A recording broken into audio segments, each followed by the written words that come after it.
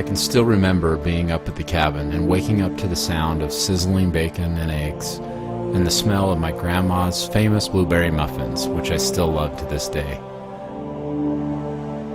At the cabin, we'd go out back and wade through the creek, run through the woods, kill rattlesnakes, and hike to the cave.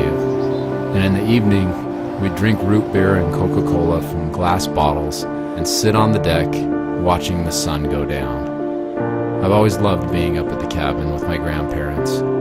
My grandparents are part of what's called the greatest generation. I call it the generation of the good old days, because it was the good old days of America, of American industrialism, of building real things like cars, trucks, clothes, and steel, not microwave junk and imports from China. It was the good old days of real American values like honesty, integrity, and hard work, not entitlement, laziness, and corruption.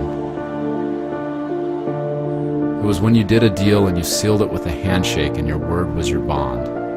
It was a wonderful time of classic muscle cars, of being able to leave your door unlocked, relax on the porch with the lemonade, and play baseball in the sandlot.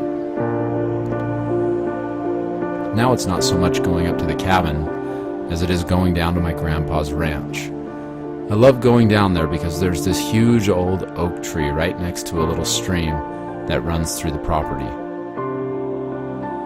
I love being able to go down there and slow down and just lean up against the oak tree in the shade and take a deep breath and think. Obviously, not all of the good old days were good. After falling in love with the market, after lusting after the sexy promises of fast money on Wall Street, after getting burned in events like the Great Depression and dealing with World War II, the greatest generation figured out that they were going to take a cautious approach with their money. They were not going to lose it again. They'd seen what happens when you risk your money and lose it. And for years, literally decades, this generation saved their money safely and securely, not risking it and gambling it in Wall Street. After events like the Great Depression and World War II, the greatest generation took a cautious approach to financial planning, investing, and their retirement. The buzzwords for this generation were guarantees and safety. They saved their money.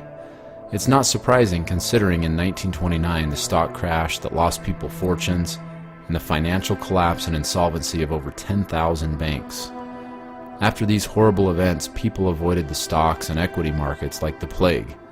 In fact, in 1952, 23 years after the 29 crash, stockholders represented only 4% of the American population. And what's more amazing is that in 1980, a full 50 years later, that number had only increased by 9%. Then, the 401k was created. And from 1980, in just 18 short years, a full 52% of Americans were gambling their money in the market. You've probably heard the proverb, fools forget history and are doomed to repeat it. So in learning from the greatest generation, what did they do if they didn't invest in the stock market? According to Barry Dyke, author of the powerful expose Pirates of Manhattan, they saved their money in guaranteed contracts. In fact, 50 cents of every dollar saved during these years actually went into these private contracts. Why? Because these private contracts didn't lose money when the market crashed in 1929. They didn't lose money in 1939 when the market dropped 89%, or in 73 when the Dow dropped 45%, or in 2008 when it dropped another 40%, or in 2011 when it dropped again. On top of that, it's an industry with an unparalleled track record. Many of the companies have been around for over 100 years, some for as long as 300 years, and several of these long-lasting companies had clients like Sir Isaac Newton and Babe Ruth. The terrible events of the Depression and World War II taught the greatest generation a thing or two about safety, security, guarantees, and quality. In fact, just the other day I was up at Walsburg at an antique show, and on the way my father and I stopped at the cemetery to visit my great-great-grandfather's grave. He came to the United States of America from the Jersey Island in England, and actually settled the town of Walsburg, where we continued on to where we were headed that day to attend the antique show.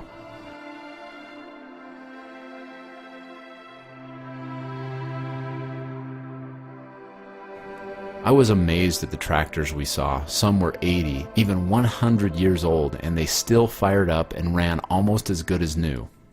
In today's microwave society, we're lucky to keep something running for a few years, let alone a decade or a century. It's unfortunate that the wisdom learned by our ancestors has been forgotten over time by most people, but not everyone. There are still those who value a good, hard day's work, who love their family and want to keep their money safe. And they're doing it the same way it has always been done, using guaranteed private contracts that protect your wealth from crashes, that provide tax-free income you can count on for the rest of your life, and a retirement that's backed by real companies that have stood the test of time through world wars, recessions, and depressions.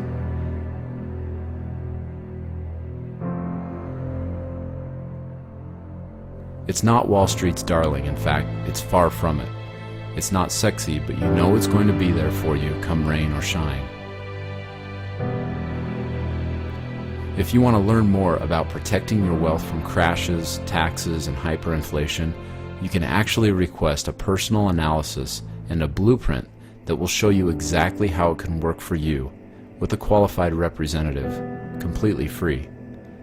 Anyone can experience the security and peace that comes from returning to what our parents and grandparents learned during the good old days. Tens of thousands of Americans are returning to those wise principles of hard work, honesty, entrepreneurship, and saving for the future. For them, the days of hot apple pie, lemonade on the porch, and happy memories that last a lifetime are still happening every day.